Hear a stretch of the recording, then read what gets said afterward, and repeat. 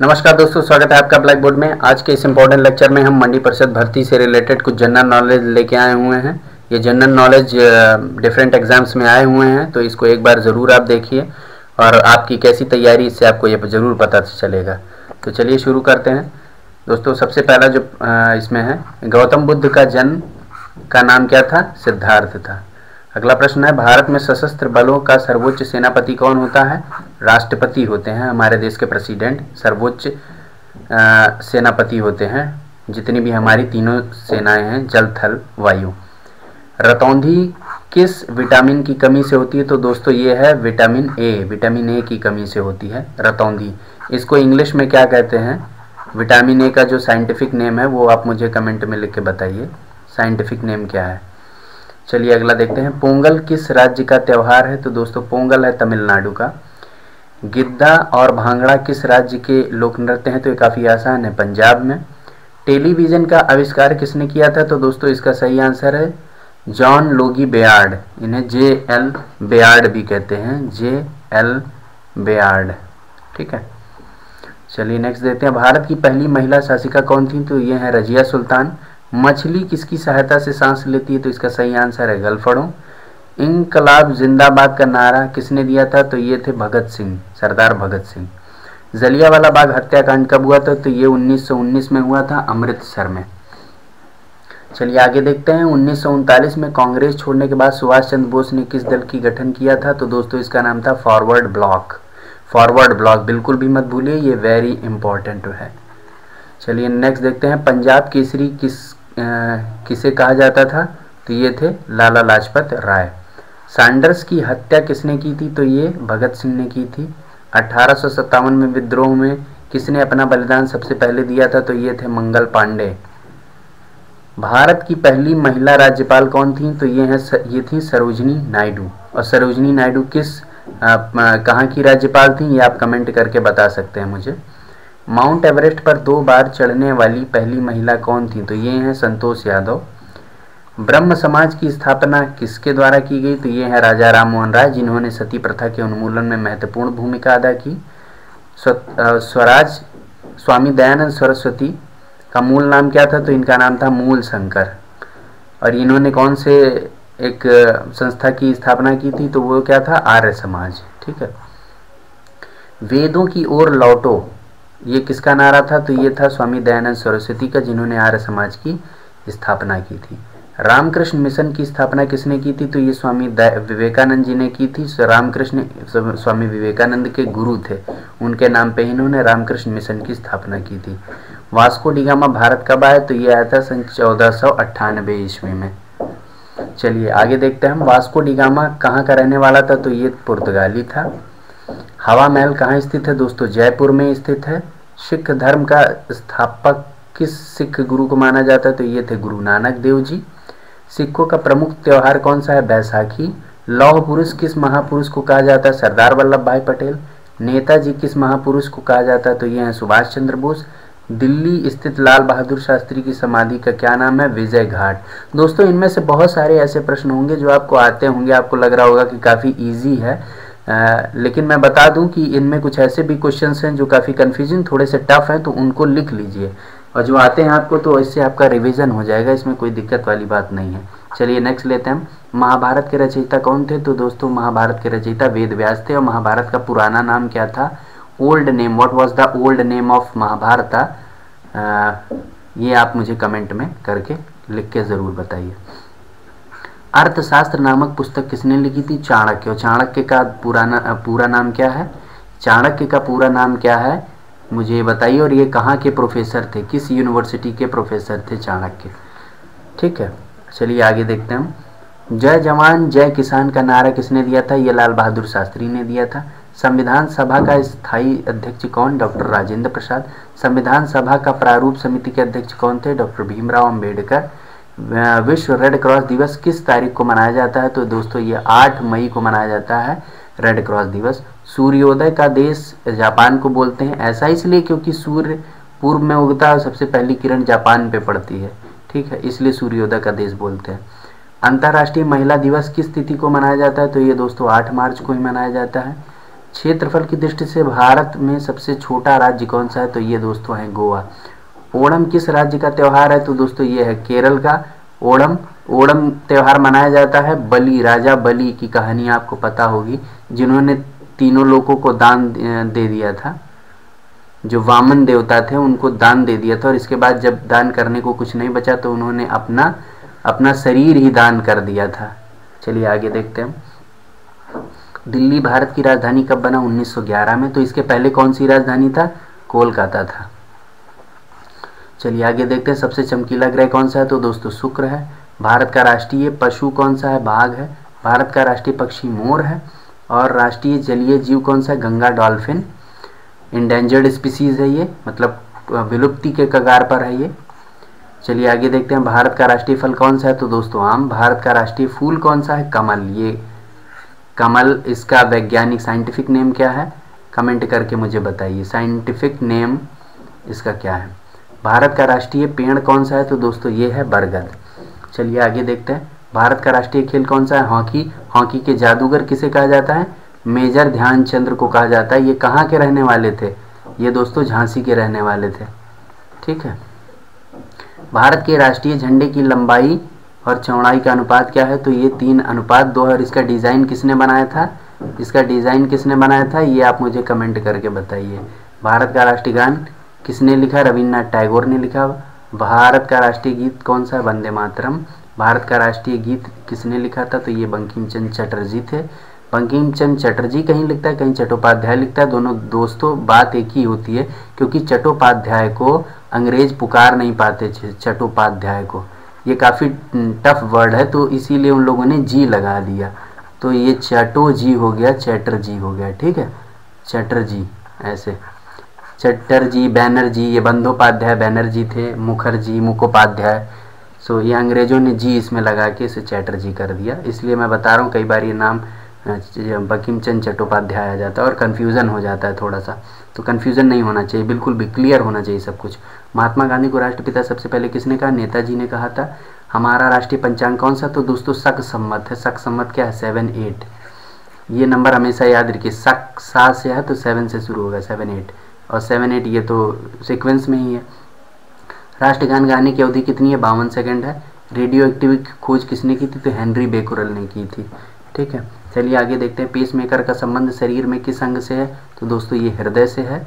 मानव शरीर की किस ग्रंथि को मास्टर ग्रंथि कहते हैं, पिट्यूटरी ग्रंथि, जिसे पीयूष ग्रंथि भी बोला जाता है, और इसे छोटा दिमाग भी कहते हैं, जो अक्सर आपने मूवी में सुना होगा नाना पाटेकर की इधर छोटा दिमाग है, तो ये यही दोस्तों ग्रंथि है। कार्बन का सर्वाधिक शुद्ध रूप कौन सा है, तो दोस्तों हीरा है। एक्सरे का आविष्कार किसने किया था, रॉन्टजन ने किया था। किस धातु का मानव द्वारा सबसे पहले प्रयोग किया गया, यह तांबा था। अंतरिक्ष यात्री पर बाह्य आकाश कैसा दिखता है, काला दिखता है, जब अंतरिक्ष में कोई यात्री बाहर का आकाश देखता है तो। दूरबीन का आविष्कार किसने किया था, दोस्तों गैलीलियो ने किया था, और ये गैलीलियो कहाँ के थे, ये इटली के रहने वाले थे, ठीक है। दिल्ली स्थित महात्मा गांधी की समाधि का नाम क्या है, तो दोस्तों इसका नाम है राजघाट। चलिए आगे देखते हैं। भारत में पहली रेल कहाँ से कहाँ चली, तो ये मुंबई से थाने चली। भारत में पहली बार मेट्रो रेल सेवा किस नगर में आरंभ की गई, तो ये कोलकाता में। भारत में रेल का आरंभ किस सन में किया गया, 1853 में। प्रथम भारतीय अंतरिक्ष यात्री कौन थे, तो स्क्वाड्रन लीडर राकेश शर्मा सन 1984 में रशिया की मदद से ये इन्होंने अंतरिक्ष यात्रा की, अंतरिक्ष में गए और वहाँ से भारत को देखा। उस समय की तत्कालीन जो हमारी प्राइम मिनिस्टर थी इंदिरा गांधी, उनसे बात भी की थी।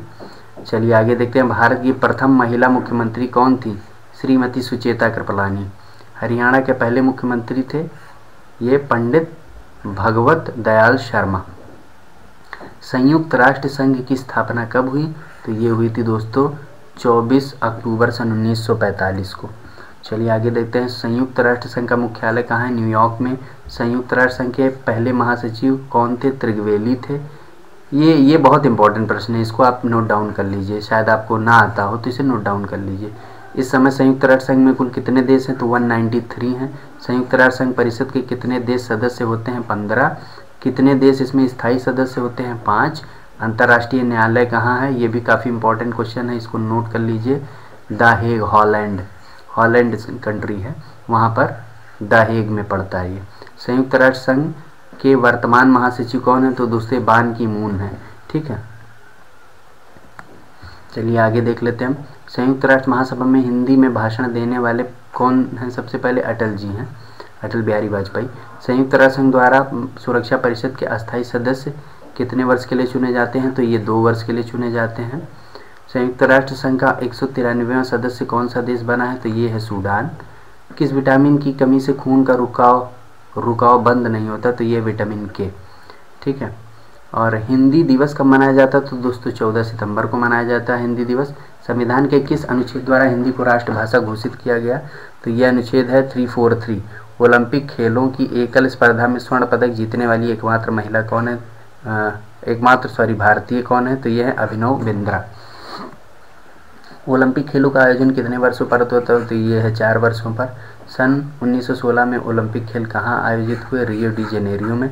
अभी ये तो पुराना खैर क्वेश्चन है। हाँ, नेक्स्ट अगला जो होगा वो कहाँ पर होगा? 1920 में। अंतर्राष्ट्रीय मानव अधिकार दिवस कब मनाया जाता है? तो ये 10 दिसंबर को। हरियाणा की कौन सी नस्ल की भैंस सबसे ज़्यादा प्रसिद्ध है? मुर्रा। प्रसिद्ध शीतला माता मंदिर कहाँ पर है? तो दोस्तों ये गुड़गांव में है। विशाल हरियाणा पार्टी किसने बनाई थी? ये राव वीरेंद्र सिंह। हरियाणा का क्षेत्रफल कितना है और कितने वर्ग किलोमीटर है? तो ये है 44,212। हरियाणा के पहले मुख्यमंत्री, दोस्तों ये क्वेश्चन रिपीट हो चुका है। किस देश की स्थल सीमा सर्वाधिक देशों के साथ मिलती है? तो ये है चीन। बैरोमीटर के पठन में तेजी से गिरावट किस बात का सूचक है? ये तूफान का सूचक है। भारतीय मरुस्थल का क्या नाम है? थार। काजीरंगा राष्ट्रीय उद्यान किस राज्य में स्थित है? असम। और किस चीज़ के लिए प्रसिद्ध है? एक सींग वाले गेंडे, एक सींग का जो गेंडा होता है दोस्तों, उसके लिए प्रसिद्ध है ये। पृथ्वी अपनी धुरी पर किस दिशा में घूमती है? तो पश्चिम से पूर्व की दिशा में। उज्जैन किस नदी के किनारे है? शिप्रा नदी के किनारे है। निम्नलिखित में कौन सी धातु बिजली की सबसे अधिक सुचालक है? तो ये है चांदी। गोबर गैस मुख्य रूप से क्या पाया जाता है? गोबर गैस से क्या निकलती है? तो ये मीथेन है। स्वतंत्रता मेरा जन्म सिद्ध अधिकार और मैं इसे लेकर रहूँगा, ये किसने कहा था? ये लोकमान्य तिलक, BGT, बाल गंगाधर तिलक। ठीक। भगवान बुद्ध को ज्ञान प्राप्ति कहाँ हुई? तो ये बोध गया। ये कहाँ पड़ता है? बिहार में पड़ता है। आर्य समाज की स्थापना किसने की थी? स्वामी दयानंद ने की थी। पंजाबी भाषा की लिपि कौन सी है? तो दोस्तों यह है गुरुमुखी। चलिए आगे देखते हैं हम। भारत की मुख्य भूमि का दक्षिणी किनारा कौन सा है? तो यह है कन्याकुमारी। मुख्य भूमि का कह रहा है दक्षिणी किनारा। ठीक है, तो मुख्य भूमि की बात जब करेगा तो कन्याकुमारी होगा। अगर भारत का दक्षिणी किनारा कहेगा तो ये क्या होगा? तो ये दोस्तों होगा इंदिरा पॉइंट। ठीक है, जो कि कहाँ पड़ता है? ग्रेट निकोबार पे पड़ता है, ग्रेट निकोबार पे। चलिए आगे देखते हैं हम। भारत में सबसे पहले सूर्य किस राज्य में? तो अरुणाचल प्रदेश। नाम से ही पता चला, अरुण मतलब सूर्य होता है, इसीलिए इसका नाम ऐसा रखा गया। इंसुलिन का प्रयोग किस बीमारी के उपचार में होता है? तो ये मधुमेह के लिए होता है। बिहू किस राज्य का प्रसिद्ध त्यौहार है? असम का है। कौन सा विटामिन आंवले में प्रचुर मात्रा में पाया जाता है? तो ये विटामिन C है। भारत का प्रथम गवर्नर जनरल कौन थे? ये थे विलियम बेंटिक। कागज का आविष्कार किस देश में हुआ? तो ये दोस्तों चीन में कागज का सबसे पहले आविष्कार हुआ था। राज्यसभा के सदस्यों को चुनाव कितनी अवधि के लिए किया जाता है? तो ये टोटल 6 ईयर के लिए। हिंदी भाषा की कौन सी लिपि है? देवनागरी। आकाशगंगा का नाम क्या? दुग्ध मेखला या मिल्की वे। हिंदी भाषा का पहला समाचार पत्र कौन था? तो ये थे उद्दंड मार्तंड। इसे किसने लिखा था? जुगल किशोर मिश्र ने। ये किसके द्वारा प्रकाशित होता था? जुगल किशोर मिश्र। तो ठीक है, ये सब याद रखिए, बहुत इंपॉर्टेंट है। यूपी में अगर किसी भी एग्ज़ाम के लिए तैयारी कर रहे हैं तो क्योंकि यूपी हिंदी बेल्ट है, यूपी क्या, यूपी MP हरियाणा राजस्थान, इन सभी के लिए बहुत इंपॉर्टेंट है। ठीक है, तुलसीदास कृत रामचरितमानस हिंदी भाषा की किस बोली में लिखी गई है? तो ये है अवधी में। हरियाणा के राज्य कवि कौन है? तो उदय भानुहंस। ठीक है, इसमें कुछ क्वेश्चंस ऐसे हैं जो हरियाणा के हैं, तो आप इनसे बिल्कुल भी नहीं है, अगर जो हरियाणा वाले हैं तो इनको देखें, अगर हरियाणा के नहीं हैं तो भी इसमें बहुत सारे इंपॉर्टेंट ऐसे क्वेश्चंस हैं जो हर परीक्षाओं में आते रहते हैं। दोस्तों क्वेश्चंस अक्सर पब्लिक सर्विस कमीशन के या दूसरे उसमें रिपीट होते रहते हैं, दूसरे स्टेट से उठा लिए जाते हैं और आपको लगता है कि कहीं बाहर से आ गया, जबकि ऐसा नहीं होता। बहुत सिंपल से क्वेश्चंस होते हैं, लेकिन बस आपको पता नहीं होता। आता है तो आप लगाते, नहीं लगता है, नहीं आता है तो आप कंफ्यूज रहते हैं और ऐसे में गलत कराते हैं। तो गलत करने की गुंजाइश मत रखिए, बिल्कुल ज़्यादा से ज़्यादा प्रैक्टिस करिए। ठीक है, चलिए अगला देखते हैं। आधुनिक ओलंपिक खेलों की शुरुआत कब और कहाँ से हुई? तो ये एथेंस में 1896 से। भारत ने किस खेल में ओलंपिक खेलों में 8 बार स्वर्ण पदक जीता? तो दोस्तों ये हॉकी में जीता है। मेजर ध्यानचंद के टाइम में काफ़ी हम लोग स्ट्रॉन्ग थे। ओलंपिक खेलों में पदक जीतने वाली पहली भारतीय महिला खिलाड़ी कौन है? ये है कर्णम मल्लेश्वरी। ये कहाँ की हैं? आप इसे कमेंट में हमें बताइए, किस स्टेट की। बैक टू द वेदास यानी वेदों की ओर लौटो किसने कहा था? महर्षि दयानंद ने कहा था। झंडा ऊंचा रहे हमारा की रचना किसने की? श्यामलाल गुप्त पार्षद ने की। मिल्क फीवर बीमारी किसकी कमी के कारण होती है? तो कैल्शियम की कमी जब हो जाती है तब पशुओं में ये बीमारी होती है, ठीक है। किस अंग द्वारा यूरिया को रक्त से फिल्टर किया जाता है? तो दोस्तों ये है गुर्दा। किस अंग, ठीक है, किस अंग को द्वारा यूरिया को रक्त से फिल्टर किया जाता है। चलिए आगे देते हैं। किस एकमात्र भारतीय को अर्थशास्त्र में नोबेल मिला? तो ये है अमर्त्य सेन। भारत रत्न उस्ताद बिस्मिल्लाह खां किस वाद्य यंत्र के लिए जाने जाते हैं? तो ये शहनाई के लिए जाने जाते हैं और ये बनारस में रहे। बनारस की गलियों में, बनारस के घाटों पर इन्होंने शहनाई खूब बजाई। भारत के अंतिम गवर्नर जनरल कौन थे? तो सी गोपालाचारी। भिलाई इस्पात संयंत्र का निर्माण किस देश के सहयोग से किया गया? तो ये रशिया के सहयोग से किया गया। उत्तरी ध्रुव में भारत के अनुसंधान केंद्र का नाम क्या है? तो दोस्तों इसका नाम हिमाद्री है। उत्तरी ध्रुव में जो है, नाम से ही लग रहा है हिम से, तो हिमाद्री, ठीक है। विश्व में माउंट एवरेस्ट पर चढ़ने वाली प्रथम महिला कौन है? जापान की जनुओ तबाई। पीलिया किस अंग का रोग है? तो ये यकृत, लीवर, ठीक। द्रव सभी दिशाओं में समान दाब पारित करता है, यह कथन किस नियम से संबंधित है? तो ये नियम है पास्कल से संबंधित है। साइंस के भी कुछ इसमें क्वेश्चंस हैं, कुछ हिस्ट्री के भी क्वेश्चंस है, एक परफेक्ट ब्लेंड है, ठीक है। तो इसलिए अच्छे से तैयार करिए इसको। भारत ने आखिरी बार हॉकी में स्वर्ण पदक कहाँ और कब जीता था? तो ये 1980 में मॉस्को में। ओलंपिक खेलों का आयोजन कितने वर्षों के बाद होता है? तो 4 वर्षों के बाद होता है। अंतर्राष्ट्रीय ओलंपिक मुख्यालय कहाँ पर है? लुसान में। दोस्तों बहुत इंपॉर्टेंट है, आप इसे नोट कर लीजिए अगर आपको नहीं पता है। लुसान इस शहर स्विट्जरलैंड। ओलंपिक ध्वज में कितने गोले होते हैं? 5 होते हैं। ओलंपिक में सर्वाधिक स्वर्ण पदक जीतने वाली खिलाड़ी कौन है? Michael Phelps. सन 2020 में ओलंपिक खेल कहाँ होंगे? तो ये होंगे टोक्यो में। अभी मैंने क्वेश्चंस पूछा था कि 2020 में कहाँ होंगे, तो ये समझिए उसी का आंसर है, टोक्यो जापान में। तो इस तरीके से दोस्तों ये वन लाइनर क्वेश्चन थे, ये बहुत इंपॉर्टेंट है। इसमें से कुछ काफ़ी इजी हैं जो आपको आते होंगे, लेकिन बहुत सारे ऐसे भी हैं जिनमें आपको कन्फ्यूज़न क्रिएट हो सकता है। तो इसीलिए बस इसको एक बार देख लीजिए, 1-2 बार देखिए, ट्राई करिए। अगर आपको इसकी PDF चाहिए होगी तो कमेंट में लिख के हमें ज़रूर बताइए, हम इसकी PDF भी दे देंगे। और दूसरे उनकी किस पर्टिकुलर एग्ज़ाम की आप तैयारी कर रहे हैं, अगर आप किसी एग्ज़ाम की तैयारी कर रहे हैं स्पेशली, तो वो भी हमें बताइए। उससे रिलेटेड अगर हमारे पास कुछ इन्फॉर्मेशन होगी, मटेरियल होगा, तो हम आपको प्रोवाइड कराएंगे। अगर आप मंडी परिषद के लिए स्पेशली तैयारी कर रहे हैं तो दोस्तों हमारा जो टेलीग्राम ग्रुप है वो ज्वाइन करना बिल्कुल मत भूलिए, टोटली फ्री है। हम उस पर कंटेंट भेजते रहते हैं, रोज़ वीडियो अपलोड करते रहते हैं, ताकि आपकी तैयारी में किसी भी तरीके की रुकावट ना आए, मजबूती के साथ आप तैयारी कर सकें। फेब के लास्ट तक में इस एग्ज़ाम के होने की पूरी पॉसिबिलिटी है। तो इसलिए ये सोच के मत बैठिए कि जब गवर्नमेंट इसके लिए बोलेगी तब हम कुछ तैयारी करेंगे, कोई ऑफिशियल नोटिफिकेशन आएगी तब। तैयारी पहले से करते रहिए, अच्छी जॉब है और आपका सिलेक्शन पक्का होगा अगर आप अच्छे से लगेंगे। तो आज के लिए बस इतना ही। अगर आपको अच्छा लगा हमारा वीडियो तो इसको लाइक करना बिल्कुल भी मत भूलिए, लाइक ज़रूर कर दीजिए, क्योंकि इससे हमें हौसला अफजाई होती है। और हमारे नए हैं तो हमारे चैनल को सब्सक्राइब जरूर करिए, रेड कलर का नीचे जो बटन है उसको दबाइए और उसके बगल में जो बेल आइकन है उसको एक बार प्रेस करिए, ताकि जो वीडियो हम डालेंगे वो आपको तुरंत मिल जाएगा, ठीक है। तो जितने भी वैकेंसीज़ है अब जल्द ही हम UPPSC 2019 के लिए भी तैयारी करवाने जा रहे हैं।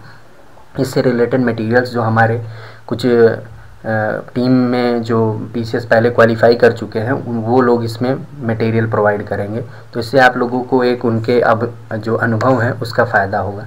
चलिए आज के लिए इतना ही, फिर आगे मिलते हैं किसी नए वीडियो के साथ। धन्यवाद।